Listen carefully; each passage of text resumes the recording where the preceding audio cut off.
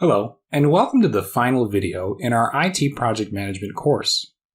This video focuses on the closing phase and the actual implementation of the work that has been completed. Finishing out a project can be tricky as some projects tend to continue for much longer than anticipated. There's an adage that goes, the last 20% of the project takes 80% of the time. And that certainly can be the case if proper closing steps are not taken. To start out talking about the necessary steps in closing, we need to first define what the closing phase is. Next, we will walk through the most important artifacts of this phase, the implementation checklist. Lastly, we will wrap it up in the way that many projects conclude, with the postmortem. But before we jump into our video, let's talk about the project management model. We started off with the initiating phase, kicking off the project and defining high-level goals. The planning phase helped us define the project further and put parameters on how we are going to go about completing the project. The plan was boosted using the artifacts, the Gantt chart, and user stories.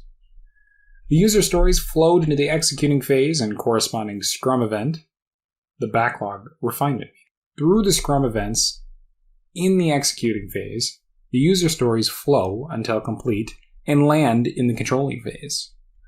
In the controlling phase, the completed work is reviewed for accuracy and passed along into the closing phase. We are currently in the closing phase, and here the work that has been completed will be implemented. You may have noticed that there's a dotted line back to the initiating phase from our closing phase.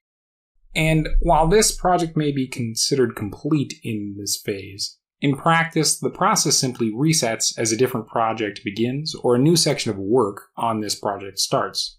Organizations often break down larger projects into separate discrete processes despite having the same goal or outcome. For example, if a new software is being implemented at 50 branches, that organization may elect to split up the implementation project into a project for all 50 offices, 2 projects with 25 offices each, or 50 projects with 1 office each, or any number of combination of offices being implemented per project. Before the next project begins, we still need to close out this one, so let's talk about how to do that. The Project Management Institute has an article that defines closing as bringing project and paperwork to 100% completion. As mentioned just a second ago in our hybrid project management model review, the work is never truly 100% complete, but this definition gets us close to how we should conceptualize the closing phase. What the closing phase boils down to is implementing or deploying the completed work and communicating those changes. Implementing and deploying vary quite a bit from project to project, but often this includes a code push, the launch of a new software program, updating a website, or other common deployment tasks. Communication around the project involves notifying end users and stakeholders about the changes, gathering feedback on those changes, and discussing process improvement initiatives for the next project. The postmortem is a meeting or activity where the process improvement initiatives are elicited by the project team, oversight team, and stakeholders. Before we get to the details of the postmortem, let's talk a little bit more about the actual implementation. The implementation checklist is an artifact that assists the project team in ensuring that the deployment of the work is a success. For the uninitiated, this may seem a little excessive, but many projects are incredibly complex and have hundreds, if not thousands, of pieces to the metaphorical puzzle that is the completed work to be implemented. Depending on the organization, and even the individual project, this checklist could be a standardized template. It could be a set of standards that absolutely must be adhered to, or just simply a rough set of guidelines to mix and match as appropriate for the project. The nature and specifics of the tasks can vary greatly, but the intent is the same. The project checklist ensures a successful implementation of work for an IT project.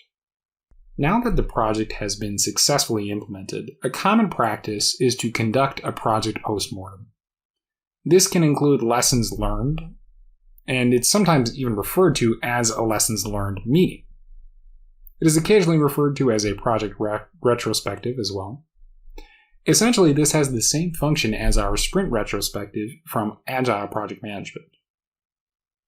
The goal is to identify the strengths and weaknesses of the work on the project, and come up with incremental steps to take to improve the next project. The 3 questions of a postmortem are: how well did the project achieve its goal? What went well or didn't go well? And what can we do to improve? While it can be quite subjective to determine whether or not a project achieved its goal, most organizations use tools to track metrics and elicit the success of a project. Examples of these tools include Google Analytics, Power BI, and more. The next 3 pieces all function in tandem.